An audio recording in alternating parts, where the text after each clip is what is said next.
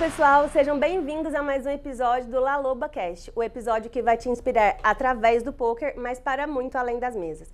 Eu sou Yasmin Kochinski, ex-jogadora profissional, CEO na La Loba Content, uma agência de conteúdos especializada em poker. Eu sou a Jéssica, jornalista, apaixonada por marketing, sócia da Yasmin na La Loba Content e co-host aqui do La Loba Cast e testemunha de como o poker tem o poder de transformar vidas. Nascido através da nossa paixão pelo poker e do nosso amor pela pessoa por trás de cada city, o La Loba Cast é um mergulho na vida de profissionais que estabeleceram suas carreiras através do poker. Ao longo dessa temporada, a gente tem conversado com pessoas que têm diversas atuações aqui no mercado do poker e a gente tem conseguido entender o que eles têm em comum e qual é a motivação por trás deles e o que trouxe eles para esse mundo.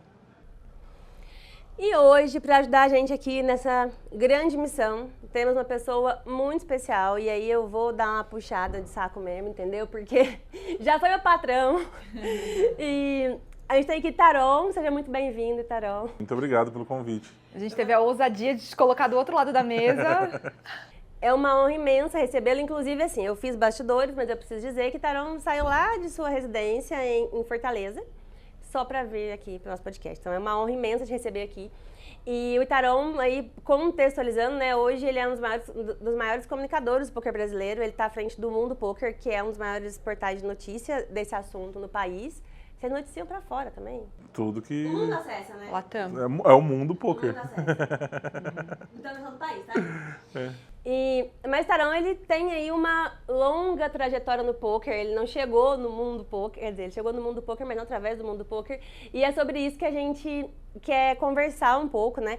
Bom, o Taron chegou no mundo do poker como jogador profissional, mas se estabeleceu aí na sua carreira como um grande comunicador. Como é que o poker chegou na sua vida? Bom, primeiro, parabéns pela apresentação de vocês. Apresentar em duas pessoas é muito difícil. Eu já tentei e, cara, é muito complicado você conseguir. É a primeira vez que vocês fazem, então eu tô achando legal demais acompanhar o que vocês estão fazendo. Essa foi uma das que saíram mais atrapalhadas, né? Foi, pior que sim. É que a gente tá nervosa. Não, mas tá muito bom mesmo. E, cara, eu gostei de ver porque, assim, eu trabalho com isso e a gente faz a apresentação. E é uma parte muito difícil mesmo, aquele começo ali de introduzir o convidado, vocês fizeram com maestria, então parabéns por isso. Sobre como eu conheci o poker, é engraçado, porque parece que o poker ele sempre fez parte da minha vida. Eu tenho 35 anos e 16 da minha vida foi tendo contato direto com o poker, então quase metade da minha vida eu vivo de poker, eu sou apaixonado pelo jogo. E eu conheci em 2008. Em 2008 eu assistia um amigo meu, ele me apresentou o jogo, a gente viajou para uma casa de praia e ficou jogando com feijões ali. E passava no SBT, passava na ESPN. E eu comecei a jogar e comecei a me apaixonar por tudo que envolvia ali. E principalmente uma coisa que hoje para mim é natural, mas que quando eu teve esse start, para mim foi uma coisa surreal, foi entender como o poker ele molda a sua forma de olhar o mundo e ele te ajuda muito a enxergar o mundo, as pessoas, então como elas funcionam. Então eu me apaixonei pelo poker por causa disso. Então, assim, se você tinha algum amigo que ele era um pouco mais retraído na vida, na mesa ele também ia ser um pouco retraído, ele ia ser um pouco mais tight. Se você tem um amigo, alguma pessoa que você conhece, enfim, que você está observando, e que ela é um pouco mais luze na mesa, ela vai ser assim na vida. Então, acho que... Só te interromper um tiquinho. Um ponto importante que eu não falei pra você, e você vai conseguir muito bem continuar esse raciocínio, porque ele tá excelente, é que o nosso objetivo, né, com esse podcast, é que pessoas que não são do poker também consigam se inspirar através do poker. Então, sempre que possível, eu vou te pedir pra colocar uma SAP aí. Então, o que é luz, o que é tight e tal, pra galera também que não entende do poker conseguir compreender esse contexto, porque é excelente, né? Sim, excelente. Sim. Mas, não, claro, eu vou ter isso em mente. Mas acho que deu para entender um pouquinho, eu vou até tentar traduzir. Uma pessoa que ela é mais conservadora na vida, ela vai ser na mesa, né? E uma pessoa que é mais agressiva, que é uma pessoa que é mais intensa, ela vai ser na mesa. Então, esse retrato que a gente consegue tirar de uma mesa de poker foi o que me fez eu me apaixonar pelo esporte. E aí, por isso que eu tô aqui há 16 anos trabalhando com isso e vivendo isso. Tá, e como que começou, de fato, assim? O que você fez lá no começo, assim? É muito engraçado porque em 2008 o poker ele basicamente não existia, né? Tinha acho que o Campeonato Paulista, o brasileiro estava engatinhando, mas era muito... E eu sou paulista, mas eu morava no Nordeste. E assim, não existia nada de poker lá. Então nesse começo a gente criou um grupo no Orkut, no antigo Orkut. Exato. Fizemos uma comunidade lá e juntamos uma galera para jogar poker. Então a gente conseguimos juntar 12 pessoas lá. Aí um amigo tinha um espaço numa associação lá, a gente juntou umas mesas de bar e fez esse evento e aí começou a fazer eventos assim pra juntar a galera. A gente queria jogar, a gente morava num local que não tinha poker, então nossa única oportunidade era organizar eventos. Então a gente fez uns 2 ou 3 sem fins lucrativos, sem dealer, sem reiki. O famoso só por diversão. Só pra gente ter a oportunidade de jogar. E foi isso durante 2 anos, até que a gente criou um circuito na cidade, circuito municipal, meio que como uma associação mesmo.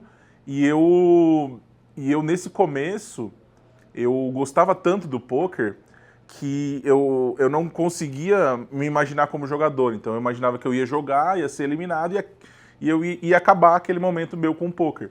Então eu comecei a fazer a parte da mídia, que com certeza ficava até o final. Então eu comecei a escrever um blog que contava como é que foi aquele torneio, né? A gente fazia um torneio uma vez a cada mês, uma vez a cada 2 meses, e inspirando nas revistas que tinham, né? Card Player, Flop e tudo mais. Eu olhava para aquilo e comecei a escrever sobre poker. Então, basicamente, o meu primeiro contato ali foi nesse sentido. Já foi escrevendo. E quando você, né, você falou que se inspirava e escrevia. E essa questão de escrever, você tinha facilidade? Você já gostava disso? Eu sempre gostei de escrever. Uma das coisas que eu mais gostava era a aula de redação no colégio. E é engraçado porque o jornalismo, a parte de mídia, ela sempre esteve envolvida na minha vida. Quando eu era novo, eu lia o jornal, é uma coisa que pode parecer normal, mas era bizarra. Eu li o jornal O Lance, que é um jornal paulista de esportes, todo dia. Eu comprava o coisa, ia lendo no metrô para ir para o colégio. Então, assim, eu gostava muito daquele mundo. Eu já começava a escrever sobre futebol ali nas minhas coisas ali pessoais, então eu já almejava trabalhar com a parte de mídia. Na época, a única opção de mídia era jornalismo, né? Você não tinha todas as opções que você tem hoje. Então eu sonhava em ser jornalista. Não aconteceu, mas eu conheci esse mundo gigantesco da mídia e trabalho com isso até hoje. Então foi mais ou menos desse núcleo que saiu essa minha paixão por comunicar. Ah, já viu o que aconteceu, né? Essa foi uma decisão consciente? Jéssica, eu preciso continuar aqui. Preciso, porque eu tenho que fazer uma intervenção. Não é. É comentário, na verdade. Que daí eu vou ter que pontuar, né? Que o Itarão traz que ele sempre quis trabalhar de certo modo com comunicação e naquela época meio que a única alternativa era jornalismo, né? E eu também sou uma pessoa que sempre tive essa facilidade de comunicação, essa aptidão, amava também, já ganhei concurso de redação. Inclusive, minha mãe mandou uma foto ontem de quando eu fui conhecer a TV, não sei o quê. E eu sabia que eu ia trabalhar com isso, assim, eu queria muito. Só que eu precisava, primeiro, o rumo era jornalismo ali, né? E a faculdade era muito cara, eu não tinha grana e também eu precisava trabalhar para ajudar em casa. Então eu falei, eu tenho que fazer coisa que eu vou ganhar dinheiro. Aí o que eu vou fazer? Química. Eu trabalhava no administrativo de uma empresa em química, eu vi que o químico ganhava bem, eu falei, eu vou fazer química, eu preciso de dinheiro. Primeiro semestre, 6 matérias, 5 DP, só passei em segurança do trabalho. E o sonho. Pelo menos é seguro. E assim, o meu sonho continuou, as coisas foram acontecendo. Acabei vindo para comunicação, né? Estudando também mas eu te falei isso, já chorei com você falando sobre isso, porque eu sempre quis ser jornalista. E quando o Itarão colocou o microfone na minha mão lá no KSOP a primeira vez, parece que eu tava vestindo aquilo, sabe? De alguma forma. Tipo, foi outro caminho, enfim, mas também é o caminho, né? É o caminho que eu construí e com pessoas do meu lado. Então, não podia deixar de mencionar isso, foi um momento muito marcante da minha vida, com certeza. Inclusive, provavelmente, uma das coisas que me deram a coragem de vir fazer o que a gente está fazendo hoje. Nossa, então, muito obrigada. Massa, feliz. Foi muito especial também te ter no mundo poker, no KSOP durante aquele período. Acho que você agregou muito e acho que, talvez a gente fale isso mais pra frente, mas é uma coisa que eu gosto da comunicação é isso, porque toda pessoa que você tem um contato profissional, ela acaba agregando e moldando a forma de comunicar. Então, você foi essa pessoa, como várias outras que passaram pelo mundo poker, então eu fico muito feliz de lembrar disso. Naquela época eu te falei também isso, acho que eu sou essa pessoa, né? Eles me chamam de boca de sacola. Porque eu me expresso, eu falo, eu confio muito nas pessoas mesmo e tal. E eu comentei que você estava numa das piores fases da minha vida, aliás, foi a pior fase da minha vida, aquilo antecedeu um buraco bem fundo. E estar lá me trouxe, né, essa questão de competência e tudo mais. Sempre fui muito responsável com o trabalho, mas, enfim. E vocês sempre... Você, né, uma generosidade, assim, de ensinar, de falar. Eu faço, assim, tipo, todos os segredos e todas as formas que ele já errou, já aprendeu, já fez. Então, acho que essa generosidade também é algo incrível. E o nosso mercado é muito pequeno, né? Então, eu acho que é muito importante a gente ter realmente essa colaboração, até porque, no fim das contas, o objetivo é que, obviamente, pagar as contas, mas também mostrar o poker para mais pessoas, levar isso para frente. Então, era um agradecimento, me estendi, o podcast não é sobre mim, mas eu quis... Acho que é importante pontuar, muito importante, porque isso mostra muito, fala muito do Ítalo também. E agora é a hora daquela pausinha aqui no nosso episódio para agradecer a Liga Particular, que também é apoiadora do LaLobaCast. A Liga Particular é a melhor liga do mercado. E se você tem um clube, não perca a oportunidade de fazer um test drive na liga por 2 semanas com isenção de taxa para que você possa conhecer e se apaixonar. Um ambiente totalmente propício e seguro para jogadores recreativos que oferece o melhor PLO5 e PLO6 do mercado. Acesse o QR Code na tela e entre em contato. Mas isso também abre um caminho para a gente falar sobre como foi o nascimento do mundo poker, assim, no mercado que a gente sabe que é muito fechado. Você teve que enfrentar algumas barreiras. Eu sempre trabalhei com comunicação e depois dessa parte do blog, foi indo para o Facebook, né? A gente foi se adaptando à comunicação. E em 2015, 2016, a gente fez a primeira transmissão. Eu também fui para a transmissão. Eu sempre fui um cara que eu tive, assim como teve essa criação do circuito, da associação, do blog, eu sempre tive aquela sensação de, tipo, precisa ser feito. Por que não tá ninguém fazendo isso daqui, entendeu? Então, tipo, não existia o poker, vamos fazer o nosso torneio lá. Não existia uma comunicação, vamos escrever sobre isso. Não existia narração, não existia transmissão no Nordeste. Vou narrar, vou fazer isso. Inclusive, vocês receberam aqui o Vitão, e ele foi um cara bem importante, né, nessa fase, em 2015, porque a gente decidiu que ia ter a transmissão, e falou, pô, alguém precisa narrar. Eu falei, eu vou. Vamos lá, vou fazer isso. E eu mandei uma mensagem pro Vitão. Na época a gente tinha trocado 2 ideias ali, a gente não era amigo, não era próximo. E mandei mensagem para ele. Falei, cara, eu preciso de uma dica, né? Me dê uma dica do que eu vou fazer, me dê um conselho. Ele falou, cara, só vai lá, imagina que você tá numa mesa de bar com seus amigos conversando e seja você mesmo, conversa. Trate aquilo não como uma regra ali, né? Trate ali como uma conversa, faça o seu trabalho que vai dar certo. Pô, foi tipo, tirou um peso das costas, foi o que eu fiz e deu super certo. E aí, em 2015, começou essa narração e ainda nesse foco de não ter as coisas lá no Nordeste, eu criei um site chamado Infopoker, que ele era voltado apenas para cobrir as pessoas do Nordeste. Então, quando tinha algum jogador nordestino, algum jogador em Vegas, no BSOP, em qualquer evento, a gente noticiava apenas ele. Então, de 2016 até 2018, foi isso que a gente fez. E existia um projeto do Mundo Poker paralelo com outras pessoas. E em 2019 todo mundo falou, vamos fazer isso aqui, né? Cancela o Infopoker, porque ele é muito nicho. Ele é muito exato. É um nicho dentro do nicho. Exato. Vamos fazer um negócio global, vamos fazer um negócio que vá acima, que cresça, né? Do jeito que você precisa. E já existia uma estrutura, né? Já existia uma estrutura que era do KSOP, das transmissões, das coberturas escritas. Existia já uma estrutura e existia também o know-how e também a vontade que tinha do Infopoker. Então a gente juntou o Mundo Poker e criou o Mundo Poker em 2019. E foi um ano muito complicado, porque foi o primeiro ano que eu trabalhei em home office com o Mundo Poker. Então eu precisei entender como é trabalhar em home office. Hoje, né, depois de 2020, criou-se já uma cultura. Hoje em dia é muito mais fácil você entender como trabalhar em home office. Para mim, na época, foi uma coisa surreal, assim, de entender como você organiza a sua dinâmica e tudo mais.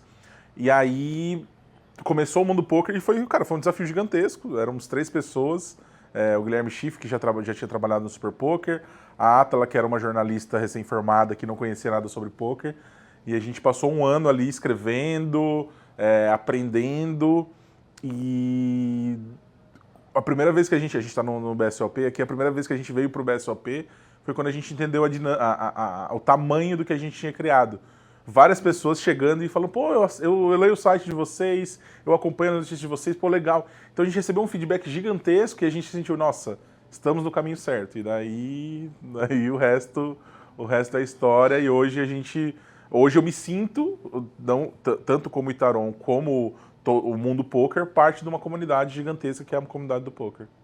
Então, você falou ali no momento da pandemia, a gente notou uma mudança também no formato de conteúdo. Sim. Dos sites do Mundo Poker, inclusive.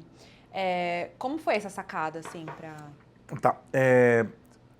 Desde que a gente criou o Mundo Poker, a concepção a gente trabalha duro, e isso sempre foi uma coisa assim, tipo, quando você é uma empresa nova, quando você, enfim, não é o líder do mercado, quando você tem que trabalhar 10 vezes mais do que todo mundo, você tem que se dedicar muito mais, então isso já era uma base nossa. E, ao mesmo tempo, a gente também tinha a sensação de que, tipo, a gente precisa trazer novidades. Se eu fizer o que o líder do mercado está fazendo, tipo, ele já tem a história dele, ele já tem o know-how dele, ele já tem o público dele. Então, tipo, por que eu vou ler um novo site se o site que eu já acompanho já faz tudo isso? Então, desde o início do dia 1, a gente queria coisas novas, né? Assim que começou, assim que a gente conseguiu passar por esse ano de turbulência ali de home office, que eu ainda estava entendendo como é que a gente tinha que trabalhar, a gente começou a implementar as coisas que a gente queria fazer. Então a gente começou a implementar quadros. Eu sempre fui um entusiasta de você fazer como se fosse esse programa aqui. Você fazer uma entrevista é uma coisa, você vai entrevistar tal e acabou.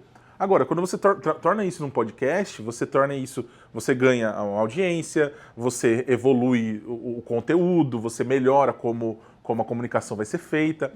Então, tudo que foi criado no Mundo Poker era criado nesse sentido. Então, por exemplo, a gente tem um quadro que existe até hoje chamado Melhores do Twitter. A gente noticiava ali o que acontecia. O Twitter foi um mundo ali, né, que o poker se comunicou muito. E hoje ele tem 220 edições, ele é semanal. Então, assim, a gente sempre tentou criar esse tipo de quadro e mantê-lo. Por quê?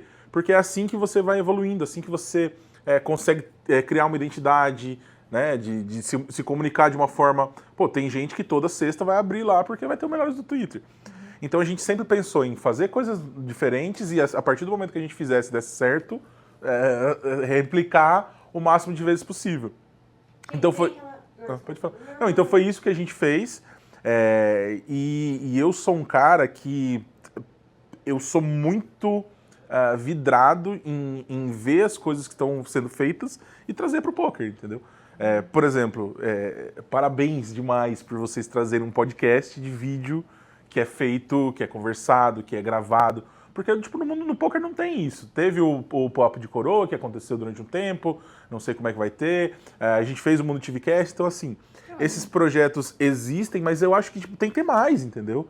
Tem que ter muito. E isso aqui é muito sensacional, de você poder conversar, de você... quem assiste poker e vê os jogadores, as pessoas que trabalham, acompanha pelos stories, acompanha de uma forma meio rasa ali, numa transmissão.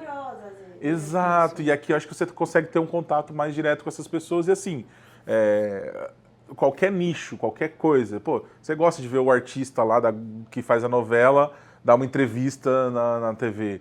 Por que no poker não tem isso, né? Então eu acho que foi mais ou menos isso, de entender que existem muitas coisas sendo feitas fora do poker e elas precisam ser trazidas para o meio do poker. Então foi mais ou menos isso que foi esse estalo da gente falar, vamos fazer essas coisas, e aí virou esse monstro gigantesco que tem um monte de tentáculos, um monte de quadros, um monte de conteúdos diferentes. E uma galera muito...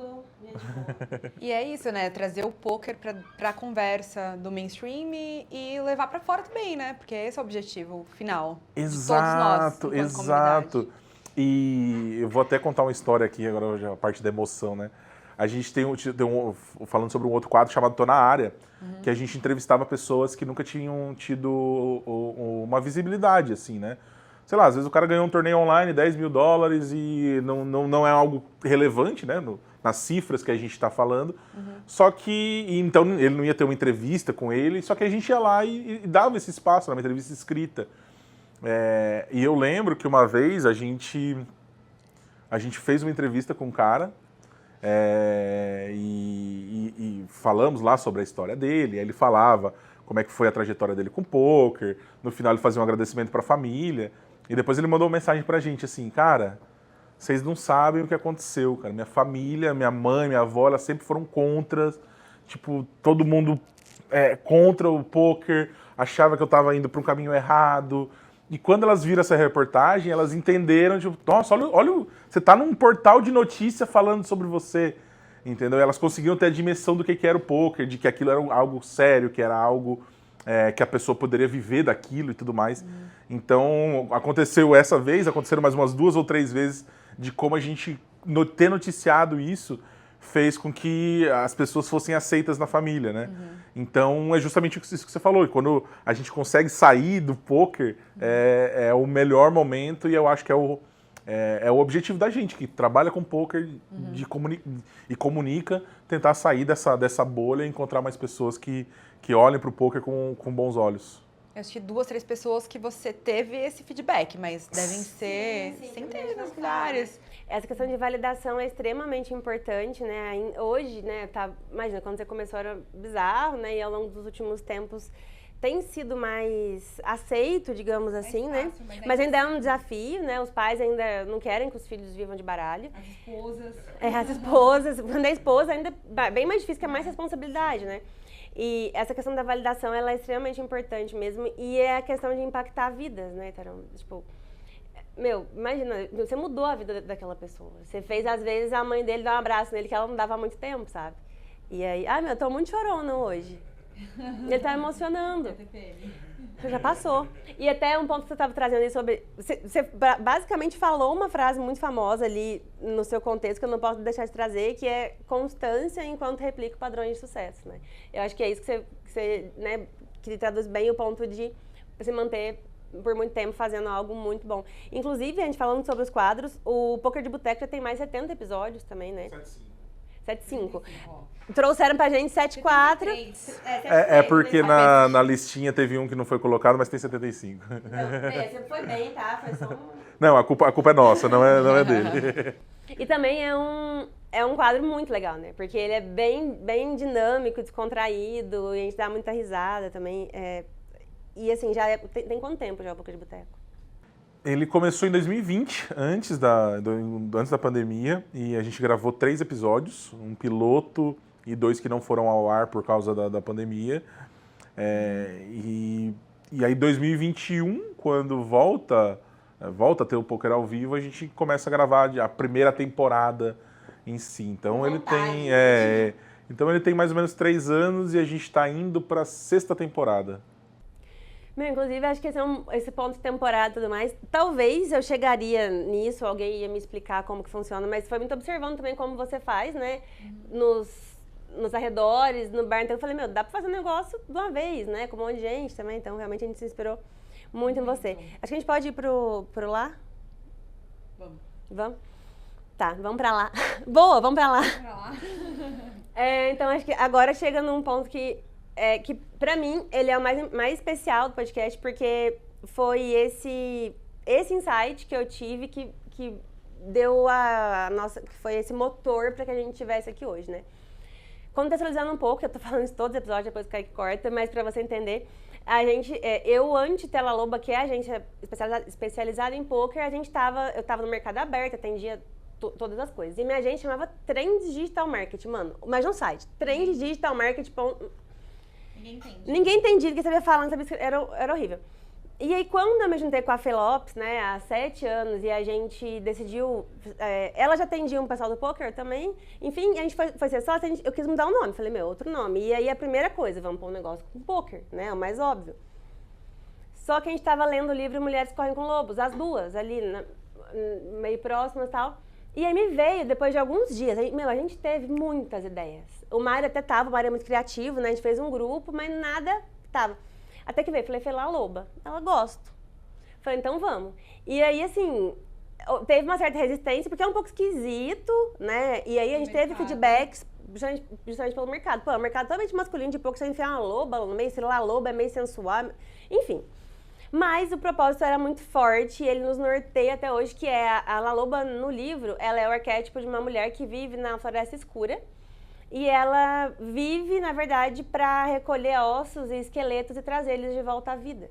Então é algo extremamente inspirador, né? E é algo que vem nessa ciência do feminino e tudo mais. E eu acho que inspira muito nosso trabalho, ao passo de que às vezes a gente pega e você vai entender muito bem umas ideias xoxa, capenga, e levanta, né?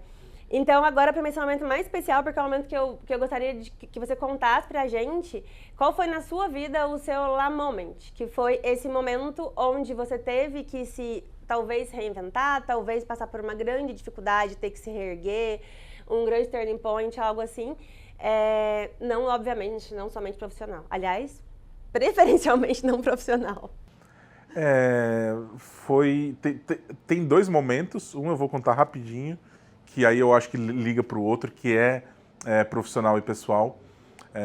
Em 2013, eu ainda tentava ser um jogador profissional e ainda tentava ter sucesso na mídia. E no momento eu não tinha sucesso em nenhum dos dois. Uhum. E aí obviamente você está naquela crise de entender o que você quer. E eu percebi que se eu não focasse em um dos dois, eu nunca ia conseguir fazer nada. Não teria sucesso no meu trabalho com a mídia e também não teria sucesso como jogador.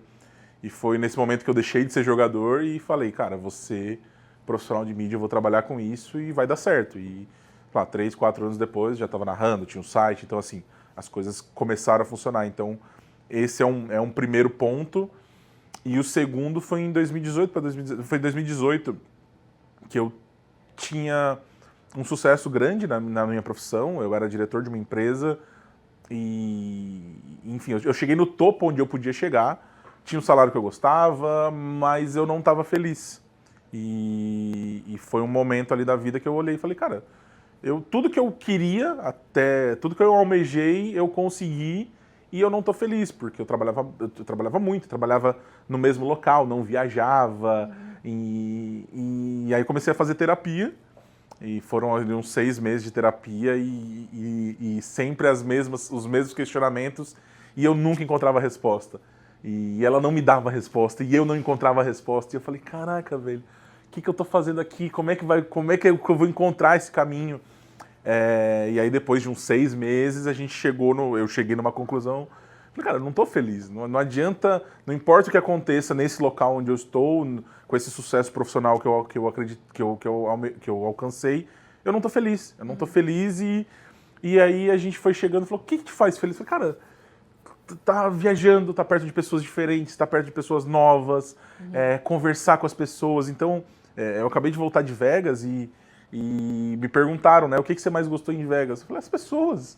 Cara, eu vi tanta gente, conheci tantas pessoas que eu conhecia só pela internet, que eu não via há muito tempo, pessoas que eu me aproximei. Então, naquele momento, eu descobri que o que me faria feliz seria ter contato com mais pessoas, seria viajar, seria conhecer novas pessoas, seria estar em outros lugares. Eu amo minha casa, eu amo minha esposa, eu amo estar naquele ambiente, mas conseguir estar em outros lugares, conhecer novas pessoas, conversar com essas pessoas é uma coisa que realmente mudou a minha vida e mudou a forma de eu enxergar o mundo. E foi através de muita terapia. E eu acho que foi meu La Moment, no momento que eu olhei que eu só conseguiria ser feliz se eu fosse para o outro caminho, que não era o que eu estava.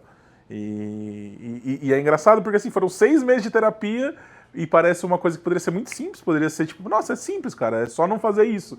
Mas esse processo é um processo que eu agradeço muito porque ele fez eu enxergar o que eu realmente precisava fazer da minha vida e me conhecer um pouquinho mais. Eu acho que todo mundo passa por isso. Né? Todo mundo tem ali nos seus 20 e poucos anos, nos seus 30 anos, o que eu estou fazendo da minha vida? E eu sou muito grato de ter conseguido encontrar um caminho que eu me fizesse feliz. Isso é muito lindo. Testemunho de terapia, né? Mais um testemunho de terapia, gente.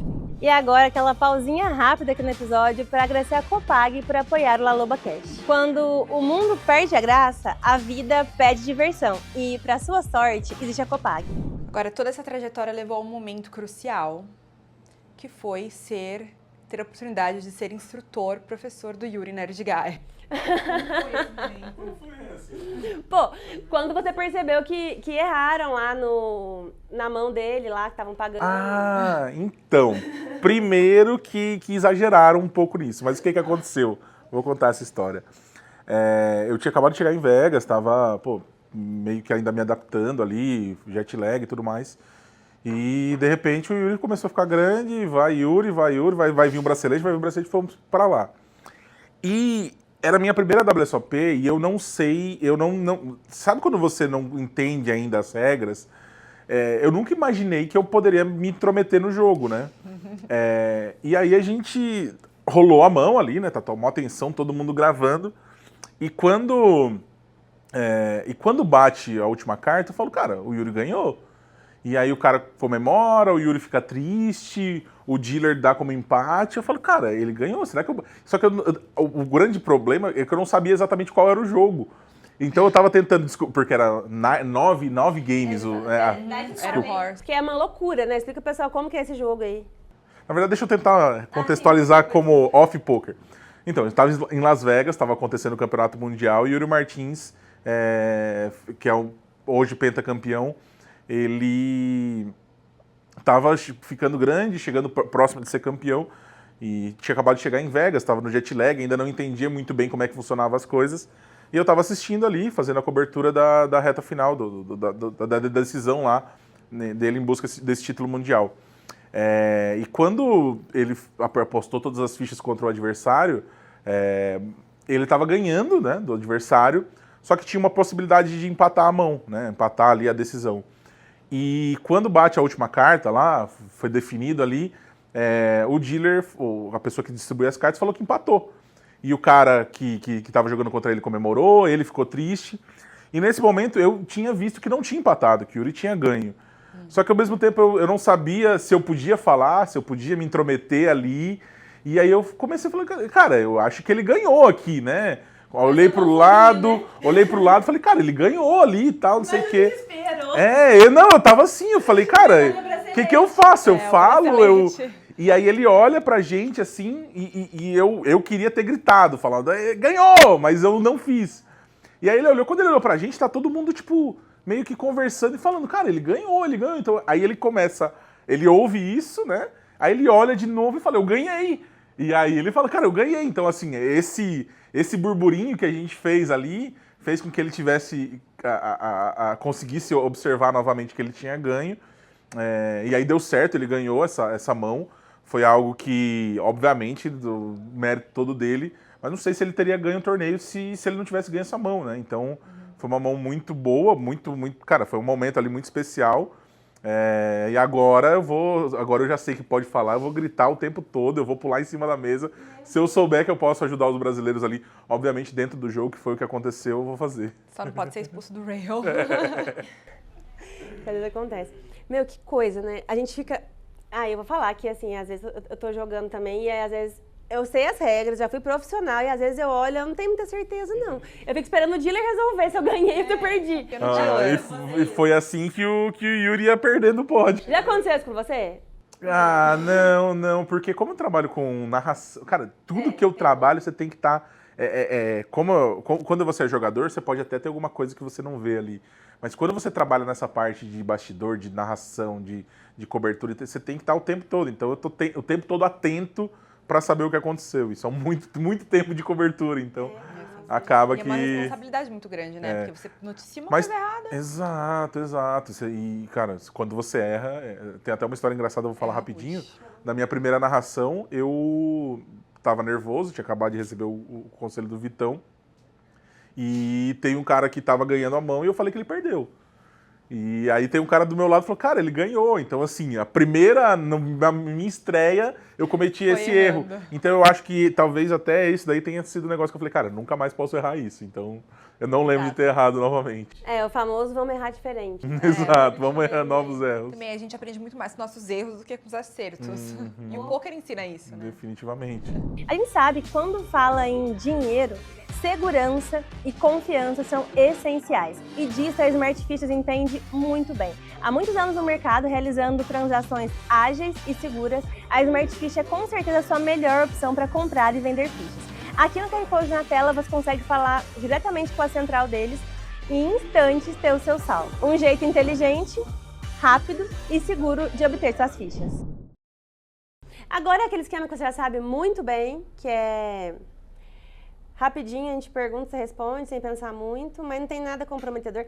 Ah não, antes de realizar, peraí, não posso deixar uma parte, Jéssica. Taron, ele é uma pessoa assim, que ele todo mundo gosta dele, até onde eu sei pelo menos, ninguém nunca veio falar mal dele pra mim. Ele é uma pessoa que tá aí nos eventos do começo ao fim, nos lobbies, nas festas. Onde que ela vai chegar? Tô preocupado. Então assim, Taron, conta aí não precisa dar nomes, mas uma história bem assim, meio que uma fofoquinha, sabe, que o povo gosta. Mas não precisa dar nomes, mas uma situação, assim, sei lá, acho que... Mas como assim? Me deu um Mas norte. já viu, tipo uma fofoca. Teve tipo a fofoca daquele querido que recentemente estava lá em Las Vegas e saiu pelado lá. Entendeu? Algo assim, que é o querido Pitão, nosso amigo. Essa história é maravilhosa, devo trazer ele aqui pra contar. Mas tem que ser com muitos detalhes ou algo mais... Como você preferir. Mas assim, traz uma pauta aí, um negócio pra gente... Fala, nossa, você tem muito, Taron. Tenho, mas é um momento que eu tenho que entender o que eu posso e o que eu não O posso. problema é filtrar, não é a quantidade agora... de fofocas, é o filtro. Agora é o momento do filtro aqui. Deixa eu pensar. Ai, festas, eventos... Catalogando. Pensar, alguém preso. Quem já pegou, já foi preso por, sei lá... Tá, excesso de eu vou velocidade? contar uma aqui, porque essa daqui eu contei algumas vezes, mas é a mais recente e é muito boa. Nossa, eu não sei se eu posso contar isso. Não. Ai, meu Deus. Não, mas essa é a minha história. É seu amigo, pô. Tá, não, eu vou contar. Eu vou tentar... A gente tá em Vegas e rolou a festa de uma empresa e a gente foi e ia ter o after, né? E o pessoal, ó, vai ter o after, vai ser num karaokê em tal lugar, né? E vai todo mundo pra lá. Eu falei, vamos, né? Vamos lá, vamos pra esse lugar e tal.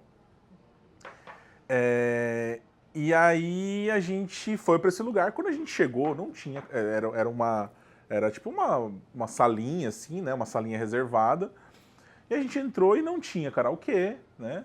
A gente estava esperando as pessoas que eram os donos da festa chegarem, mas não chegaram. Como era after, você imaginava que você ia encontrar as mesmas pessoas que estavam na primeira festa, mas todo mundo diferente. E a gente ficou nessa festa lá, e o pessoal olhando meio estranho pra gente e tal. E, cara, ficamos ali uma meia hora, 40 minutos, já se sentindo à vontade, comendo, bebendo, conversando. E nada das pessoas que eram responsáveis pela festa chegarem, né? Então a gente tá lá pensando, cara, o que tá acontecendo, né? Alguma coisa tá de errado. Aí a gente começou, isso é em Las Vegas, né? Pô, todo mundo ali com passaporte, todo mundo estrangeiro. E a gente começou a ver algumas ilicitudes nessa festa. A gente falou, cara, tá errado isso daqui. Tá errado, não é essa festa, vamos embora, o dono da festa não chegou, tem alguma coisa estranha.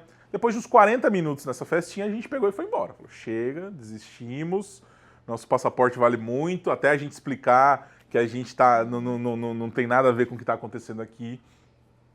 Vai ser muito trabalho, é outra língua, enfim. Aí fomos embora, aí o dono da festa liga pra gente, falou, cara, cadê vocês? A gente tá aqui esperando vocês não chegam? A gente tava no lugar lá e não aconteceu. Aí a gente perguntou, tá, mas em qual cabine que é, né? A gente tava na 14, né? Aí o cara respondeu, não, é na 35. Nossa. Ou seja, a gente invadiu Tava numa festa uma errada. festa... Em Las Vegas. 4 brasileiros invadindo festa. Uma festa ilícita. Totalmente... Então, quais eram os tipos Nem sei falar. Das piores que vocês imaginarem ali, Vamos né? deixar em off, então. Exatamente. Deixa pra imaginação. Não, mas é melhor do que ele responder, ele falar que são as piores que a gente pode A imaginar. gente podia ir pro Narcos, por exemplo, né? A gente podia ter que conversar lá com Já pensou os ser Pablo Escobar do deportado? Brasil, né? Ser deportado. Maravilhoso, obrigada por contar pra gente. Pô, tranquilo, não te compromete em nada, não foi culpa sua. Então, aqui, ó. Olhem, chequem os lugares que vocês estão indo. Tenham certeza que vocês não vão invadir uma festa errada. E é isso. Fica o conselho. Meu, rolou aqui um spot similar, brabíssimo, mas não cheguei no lugar. Resumindo, basicamente, a gente tava vendo um outro espaço para aqui. Eu não tinha conseguido fechar aqui ainda, tava vendo um outro espaço. E aí eu falei com uma mulher que me ajudou a encontrar esse espaço. Ela falou, Yas, vai nessa, né, mandou o Instagram, nesse espaço aqui e tal, fala com a Letícia, manda o WhatsApp pra ela que ela vai te receber. Ela topou, tal, receber vocês. Aí eu mandei, Letícia, tal, vou passar aí pra ver, não sei o quê. Ah, venha, tal, marquei. Cheguei no endereço, aqui perto, inclusive, 10 minutos daqui. Não tinha Letícia nenhuma, não tinha outra Júlia nenhuma. E aí, sexta-feira, 6 da tarde, tá? Agora, eu já tava com todo mundo confirmado pro domingo. E aí, eu fui entender que, na verdade, a mulher que intermediou se equivocou, porque a Letícia, ela tava com a loja em Limeira, eu não tava mais em São Paulo. Então ela gentilmente, Letícia, obrigada, cedeu o espaço dela em Limeira pra gente gravar. Então talvez a gente faça uma temporada lá. Teremos uma temporada especial em Limeira. Mas aí no fim as coisas se encaixaram da forma que eu mais queria, que daí deu certo de fazer aqui. Esse lugar ficou perfeito. Mas assim, agora você imagina, era sexta-feira, 6 da tarde. O pessoal tava confirmado pro domingo. Falei, no máximo, enfia eles num quarto de hotel, né? Sim. A gente faz na cama, igual Tematizando ali, o hotel dos... Quando a gente começou a planejar o poker de boteco, foi mais ou menos isso. Vamos alugar uma sala? Vamos fazer isso? A gente deu muita sorte de encontrar um bar que funcionava só das 4 da tarde. Então, depois das 4 da tarde, eles estavam livres para gravação. Então, a gente deu muita sorte nesse sentido. Mas a gente também procurou um lugar assim parecido para gravar. Eu não tinha dúvida que vocês iam conseguir. Entendeu? Um lugar para gravar vocês iam conseguir, mas aqui eu acho que ficou perfeito. Não ia ser tão especial, eu acho. Não. Eu realmente queria muito aqui. Eu já tive aqui algumas vezes com um cliente e aí a gente nem alugava a sala, eu usava 5 minutinhos, né? Tal, assim, e hoje tá aqui, enfim, muita felicidade. Vamos pro WhatsApp? Vamos. Começa? Taron, melhor parte do poker? Melhor parte do poker, as pessoas. Pior? A pior eu acho que é a dificuldade das pessoas entenderem o que é o poker. Muitas pessoas acham que o poker é algo que vai mudar a vida delas, ou que de alguma forma aquilo vai ser a única coisa que elas podem fazer. E o poker ele é muito amplo. Então acho que tem pessoas que às vezes focam em alguma coisa, tipo, cara, você vai ser jogador de poker, você pode ser comunicador, você pode ser dealer, você pode ser floor, você pode trabalhar com audiovisual. Então, assim, o poker ele te dá tudo. Se você focar só em uma coisa, às vezes você está no lugar errado e não vai dar certo. Acho que tem muita gente que foca em algo que não vai dar certo no poker. O que você falaria para o Taron do começo da carreira, lá de 2010? Olha, eu valorizo muito minha trajetória e eu acho que nada do que eu disser... Na verdade, eu tenho medo daquele negócio do voltar no tempo, de você alterar todo o seu passado. Eu sou da geração que assistiu o Efeito Borboleta, então eu sou muito traumatizado com isso. Então, assim, eu provavelmente passaria por mim e falava, cara, só continua que vai dar certo. Tipo, deixa mano, quieto. exatamente, Sei o que você tá fazendo exatamente. Vai ser bom às vezes não vai, mas é tudo certo. Exatamente. Desculpa frustrar, mas é porque Não, é o que ótimo, me veio... eu amei essa resposta. Não, imagina, foi incrível. Quase chorei de novo. O que não pode faltar na sua vida? O que não pode faltar na minha vida? De modo geral, tá? Sim, não, tô pensando. Eu volto pro clichê, mas eu sou uma pessoa que eu gosto muito de me comunicar, de estar em contato com pessoas novas, de conversar com pessoas novas. Então, a gente está gravando aqui de manhã e eu tinha esse compromisso aqui, tinha que acordar, sei lá, 8 da manhã. E ontem eu falei, meia-noite eu vou embora. Eu fiquei até às 3 horas da manhã porque eu tive a oportunidade de estar junto com pessoas que eu admiro muito. Então a gente ficou conversando, pessoas que eu vejo a cada 6 meses. Então, assim, eu acho que você trocar essas experiências de vida é o que vale da vida pra mim, entendeu? Então acho que se eu não tivesse outras pessoas para trocar minhas experiências, contar minhas histórias, ouvir outras histórias, ouvir opiniões, eu não seria completo, eu não teria, não faria sentido minha existência. Qual foi o... Não, Vai, pausa? acabou. Encerra? Acabou. Mas O eu que vai vir? perguntar a próxima. Não, então pergunta, mas é que assim, eu tô satisfeita. Eu não tô ainda, eu quero mais uma resposta. Claro. Qual foi o momento mais marcante, mais especial da sua carreira? Como comunicador e tudo mais? No geral. No geral? Na vida. Deixa eu pensar aqui. Nossa, agora essa foi difícil, viu? Ah, boa, Jéssica. Mas vamos lá, deixa eu pensar aqui. O momento mais especial... Nossa, velho. Nossa.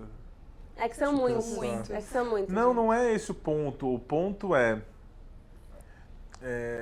Hoje eu vejo tudo como algo natural, entendeu? Então, assim, são grandes conquistas que eu sinto que eu tenho, mas elas viraram uma coisa natural. Então, tem muita coisa que é muito foda que eu talvez, não é que eu não valorizo, mas que eu não destaco mais. E tem coisas mais antigas que não foram tão especiais, mas que, por ser aquele momento, talvez tenha sido uma virada de chave.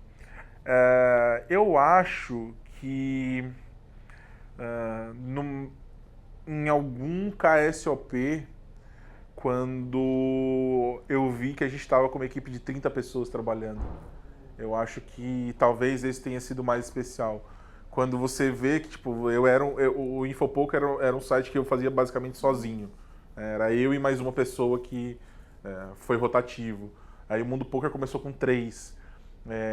E chegou um momento que a gente tinha 30 pessoas trabalhando. Então, quando eu vi esse tamanho do negócio que tinha criado, pra mim foi muito gratificante. Foi, caraca, velho, olha isso, olha o que a gente criou, olha o que a gente tá movimentando num esporte que eu sempre me apaixonei. Em 2008, eu tava lá querendo querendo organizar um torneio no Orkut, e hoje tem 30 pessoas tentando transmitir tudo que está acontecendo aqui pro resto do mundo. Tipo, é muito surreal para mim essa evolução que aconteceu, entendeu? Então acho que foi isso. E relativamente num curto espaço de tempo. Eu tinha que chorar de novo, né? Eu tinha que chorar de novo. É muito... Eu me identifico muito com isso, né? A gente, na verdade, tem muitas coisas em comum, né? Assim, e eu também sou muito apaixonada por pessoas, assim. E uma das coisas que me faz, tipo, top 3... inclusive, outro dia, meu filho me perguntou, e top 3 coisas que me fazem mais feliz na vida é ver a realização dos outros, sabe? Então, te ver aqui com essa trajetória que não foi linear, que não foi simples, que teve um monte de percalço, né? De dificuldades, e ver que você é uma pessoa de muito sucesso no que você se propõe e que ainda vai ter muito sucesso, ainda tem muita coisa para construir, é algo que me emociona, não tem como deixar de emocionar. Então, sabe que você é muito inspirador, uma pessoa muito querida, que a gente admira muito, e a gente deseja que realmente seja o mundo poker. Nossa, muito obrigado. Eu queria falar uma coisa que acabei não falando no começo, no momento, mas para mim é importante falar. Você falou, nossa, quando eu cheguei lá no evento, o Itaron me ensinou tudo e não teve, tipo, falou sobre como deveria fazer, enfim, e foi muito generoso e tal. E eu acredito que, mesmo nesse núcleo pequeno que existe no poker, que a gente não pode ter esse tipo de pensamento, tipo, é uma concorrente, é uma pessoa que pode, de alguma forma, fazer algo que eu pensei em fazer. E o exemplo para mim é isso daqui. Eu nunca faria isso daqui. Eu nunca conseguiria fazer o que vocês estão fazendo, entendeu? Então, quando a gente pode trocar ideias e levar pessoas a fazerem coisas enfim, criar coisas grandiosas, eu acho que a gente tem que fazer. Entendeu? E não é concorrência, não é... O poker de boteco né? O poker de boteco é uma coisa que provavelmente só eu posso fazer. E o La Loba, com certeza, são vocês. É a cara de vocês. Então, eu não vejo como concorrência. Pelo contrário, eu acho que quando a gente se comunica, quando a gente ajuda uma pessoa, a gente está se ajudando. Pelo contrário, toda vez que eu ensinei alguém, eu mais aprendi do que fui um tutor. Então, eu acho que isso é um norte que a gente tem que ter. entendeu? E eu levo isso pra minha vida. Eu acho que a gente tem que ajudar as outras pessoas, porque no final quem tá se ajudando é a gente mesmo. Enquanto comunidade, né? Sim. Estamos todos em prol do mesmo objetivo. Exatamente. Gente, eu não sei o que vai acontecer no dia de hoje, entendeu? Câmera, não sei. Eu já tô aqui, ó. Vamos retocar a maquiagem. Obrigada, Taron. Obrigada. Eu que agradeço, sucesso pra vocês, foi muito Obrigada, bom participar. Eu tava ansioso porque a gente não viu, eu não vi nenhum episódio ainda. Conversei com o Fio, encontrei ele no corredor, eu falei, cara, o que vai ser? Ele falou, cara, vai tranquilo, que é sensacional, você vai gostar. E as meninas são um amor. E foi, pô, então eu vim com essa expectativa e foi muito melhor do que eu imaginava. Esse episódio foi apresentado por Yasmin Kochinski e Jéssica Batista. É uma iniciativa de La Loba Content com coordenação de Yara Kochinski. Produção e pós-produção de Take Content e apoio de Copag, Real Poker, Liga Particular, Pix Poker, Smart Fichas, Midasware e Lobzy.